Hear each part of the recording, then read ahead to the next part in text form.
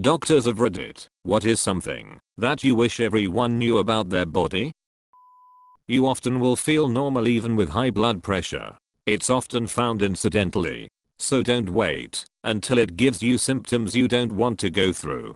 To all those wondering how to figure out if it's asymptomatic, get checked at least once a year. If you're over 35, there's no other way. You need some kind of exercise. Doesn't matter how you feel right now, sitting for 12 to 16 hours a day will have negative consequences. I'm a dentist, and if you don't take care of your gums, your teeth will fall out of your head, and you'll get pissed at me when your jawbone atrophies and your denture doesn't fit anymore. Many simpler diseases in the body can be compared to a car. When you don't get regular checkups and take regular care, it's not like you'll notice something bad happening right away. Just like how you won't notice a missed oil change a couple thousand miles later.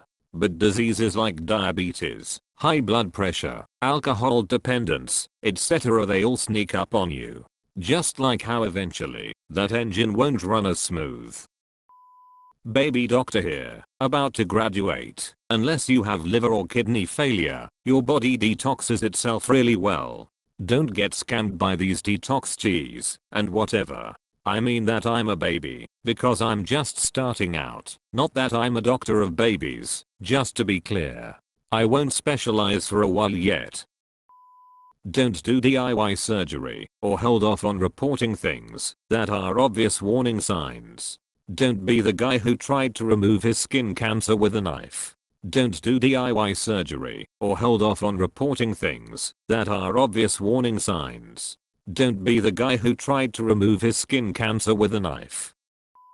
Never ever boil breast milk. In my country there is a popular belief that breast milk jaundice in newborns can be treated by boiling one's breast milk, but by doing this, you destroy all the nutrients and it basically becomes as nutritious as water is. Antibiotics are not some magic cure for every pain in your body, nor for the flu or common cold.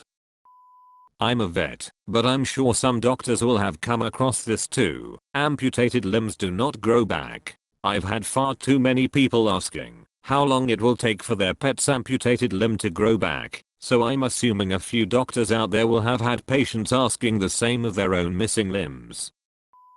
How to check for skin cancer. If you see any moles or anything that are A. asymmetrical, B.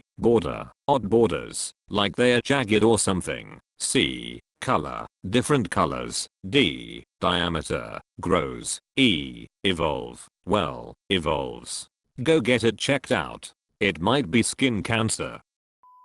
Type 2 diabetes is more serious than most people realize. I work as a doctor in hemodialysis and most of them are due to diabetic nephropathy. It also affects your eyes, nerves, immune system, etc. Simple life changes can help you, but no one seems to care. I even lost 9 kilograms myself because I had a family history of diabetes and to be healthy.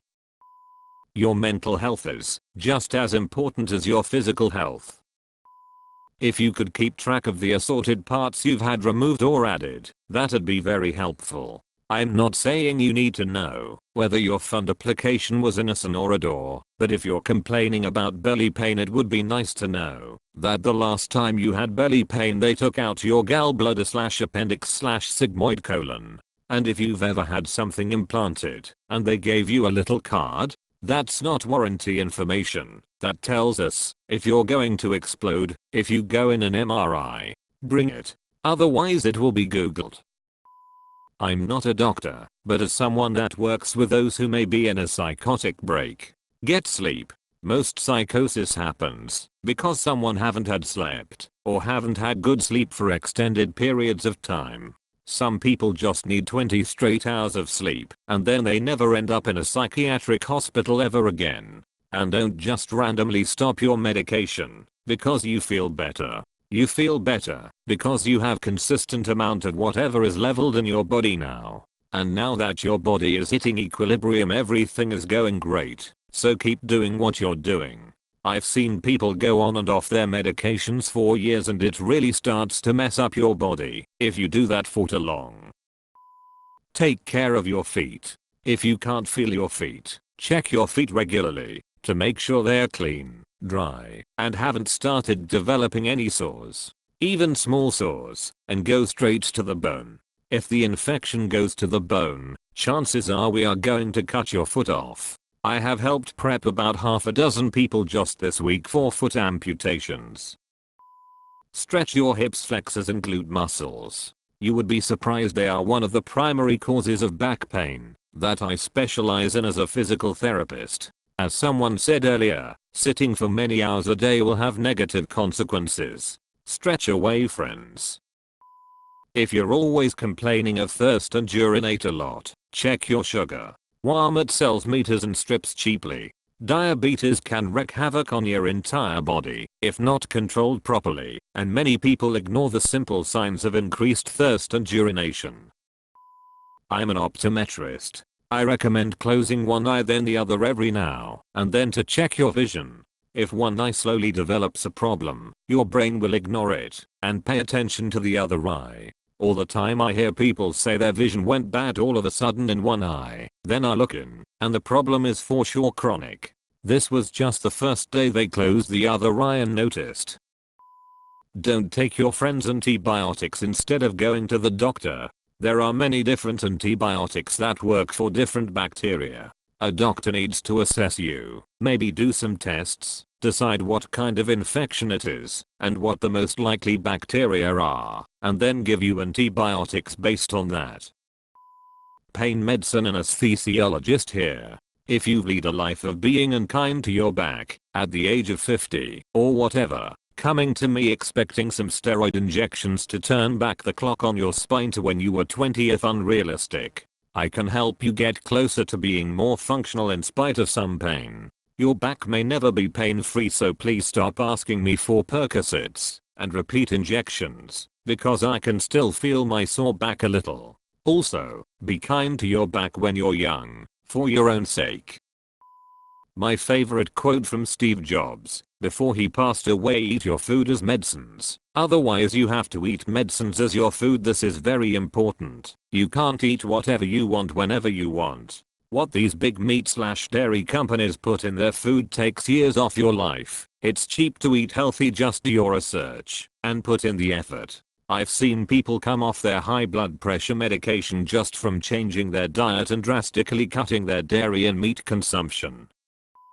Sleep medicine checking in. Please sleep more, 7 hours minimum, preferably 7.5 to 8. Sleep deprivation affects damn near everything head to toe. Cardiovascular issues, mood dysfunction, dementia, cognitive slowing, and much more. I tell my patients that sleep is life. If you want a good read about this, check out Why We Sleep by Dr. Matthew Walker. Not a doctor, I'm a physician assistant. Orthopedic nurse here. Most success for my patients comes when you walk/work with physical therapy, PT, the night of surgery. Most knee and hip replacement people go home the next day when they work with PT as soon as they arrive to the floor. Don't deny PT unless medically necessary. People put off PT for days because of pain, reporting like 5 out of 10 when I ask what number their pain is, but sometimes working through it will be better in the long run. Your nurse can give you pain meds. Also, don't touch your wounds. Follow your doctor's instructions, and for the love of God, wash your damn hands. You should not keep a full bladder or let your bladder stay over distended for long periods of time. When the bladder stretches, it can damage the musculature of the bladder and lead to voiding dysfunction in the future.